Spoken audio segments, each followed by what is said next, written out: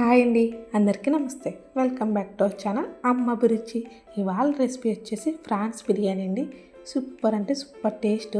ఖచ్చితంగా ట్రై చేయండి. కొత్త వాళ్ళకి కూడా ఈజీగా ఉంటుంది. నేను కూడా రీసెంట్గానే నేర్చుకుంటున్నానండి, కానీ బిర్యానీలు అయితే చాలా బాగా వస్తున్నాయి.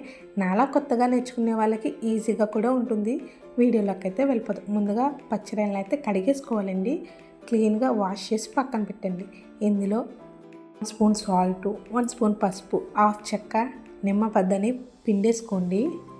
ఇప్పుడు వీటిని పచ్చిరాయలకి పట్టించాలి. ఒక 2 లేదా 3 నిమిషాలు పచ్చిరాయలకి అయితే పట్టించుకోండి. ఇలా చేయడం వల్ల పచ్చిరాయలు అనేవి నీచు వాసన రాకుండా ఉంటుంది. టేస్ట్ కూడా బాగుంటుందండి. ఇలా ఒక 5 నిమిషాలు పక్కన పెట్టండి. తర్వాత వాటర్ వేసుకుని 2 సార్లు బాగా శుభ్రంగా కడుక్కోవాలండి పచ్చిరాయల్ని. ఇలా పచ్చిరాయలను కడిగేసుకున్న తర్వాత ఇప్పుడు పచ్చిరాయలకి కొంచెం మసాలా అయితే పట్టించుకోవాలి.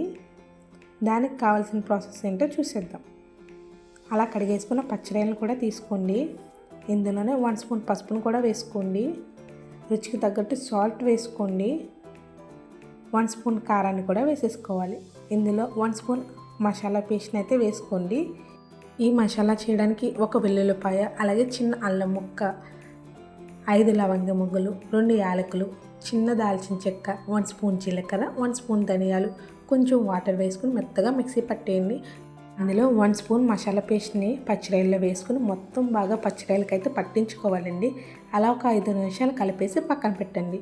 ఈలోపు స్టవ్ మీద గిన్నె పెట్టుకుని ఆయిల్ వేసుకోండి. ఆయిల్ వేడెక్కాక ఇందులో 1 స్పూన్ షాజీరా, 2 బిర్యానీ ఆకులు, 1 స్టార్ పువ్వు, 2 యాలకులు, అలాగే కొన్ని మిరియాలు, లవంగ మొగ్గలు, జాపత్రి, జాజికాయ వీటిని కూడా వేసేసుకోండి. ఇవి బాగా వేగాయి అనుకున్న తర్వాత పొడవుగా కట్ చేసుకున్న ఉల్లిపాయ ముక్కలను కూడా వేసేసుకోవాలి. ఉల్లిపాయ ముక్కలు కొంచెం మగ్గితే సరిపోతుందండి. అలాగే టమాటా ముక్కలను కూడా వేసేసుకోండి.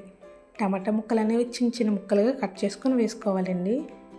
మూత పెట్టుకుని టమాటా అనేది మెత్తగా అయ్యేంత వరకు ఉడకనివ్వాలండి. అలా బాగా టమాటాలు కూడా మగ్గిపోయాయి అనుకున్న తర్వాత ముందుగా కలిపి పెట్టుకున్న పచ్చిరాయలను అయితే వేసేసుకోండి. పచ్చిరాయలు కలుపుకొని ఒక అరగంట సేపు పక్కన పెట్టుకుంటే బాగుంటుందండి టేస్ట్. అప్పటికప్పటికన్నా వీలైతే ముందుగానే కలిపేసుకుని మసాలా పట్టించేసుకొని ఫ్రిడ్జ్లో పెట్టుకోండి. పచ్చిరాయలు కూడా బాగా మగ్గిపోవాలండి. నూనె పైకి తేలేంత వరకు ఉడకనిస్తే సరిపోతుందండి. ఇలా ఉడికింది అనుకున్న తర్వాత స్టవ్ని అయితే ఆఫ్ చేసుకోండి. ఈలోపు ఇంకొక గిన్నెనైతే పెట్టుకోవాలండి. నీళ్ళనైతే వేసుకోండి. మనం తీసుకున్న దానికి 3 వంతుల నీళ్ళనైతే వేసుకోండి. 1 గ్లాస్ బియ్యానికి 3 గ్లాసుల వాటర్ని అయితే వేసుకోండి. ఇందులో కూడా బిర్యానీ ఆకు, షాజీరా, దాల్చిన చెక్క, మరాఠీ మొగ్గ, జాపత్రి, జాజికాయ, పచ్చిమిర్చి, యాలకులు వీటిని కూడా వేసుకోండి. అలాగే రుచికి తగ్గట్టు సాల్ట్ కూడా వేసేసుకోవాలి. ఇందులోనే గరం మసాలా పేస్ట్ని 1/2 స్పూన్ వేసుకోండి. ఎక్కువ వేసుకోకండి. ఆల్రెడీ బిర్యానీ స్పైసెస్ వేసాం కాబట్టి చూసుకుని వేసుకోండి. నీళ్ళు మరిగేటప్పటికి బియ్యాన్ని అయితే కడుక్కొని పక్కన పెట్టుకోండి. ఎక్కువసేపు అవసరం లేదండి. 1 లేదా 2 సార్లు బియ్యాన్ని అయితే కడిగేసుకుంటే సరిపోతుంది. అలానే గట్టిగా బియ్యాన్ని నొక్కి కడుక్కోకండి, వెంటనే విరిగిపోతుంది. ఇలా కడిగేసుకున్న బియ్యాన్ని పక్కన పెట్టుకోండి. అలాగే నీళ్ళు మరుగుతున్నాయో లేదో చూసుకోండి. నీళ్ళు మరుగుతున్నాయి అనుకున్నప్పుడే బియ్యాన్ని అయితే వేసేసుకోండి.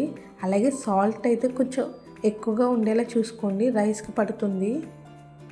అలాగే హాఫ్ చెక్క, నిమ్మ పద్దని కూడా పిండేసుకోవాలండి. దీనివల్ల రైస్ అనేది పొడి పొడిలాడితే తెల్లగా వస్తుంది. అలాగే రైస్ అనేది బాగా ఉడకనివ్వండి. కొంచెం పలుకుండేలా చూసుకోండి, మరీ మెత్తగా అవ్వకూడదు. కొంచెం పలుకుంది అనగానే వాటర్ని అయితే సెపరేట్ చేసేయండి. ఏదైనా కన్నాల గరిటెతో సెపరేట్ చేసుకుంటే రైస్ అయితే సెపరేట్ అయిపోతుంది. ఇలా సెపరేట్ చేసిన రైస్ని ఒక పళ్ళెంలో తీసుకోండి. అలాగే ఇప్పుడు గిన్నెనైతే తీసుకోండి.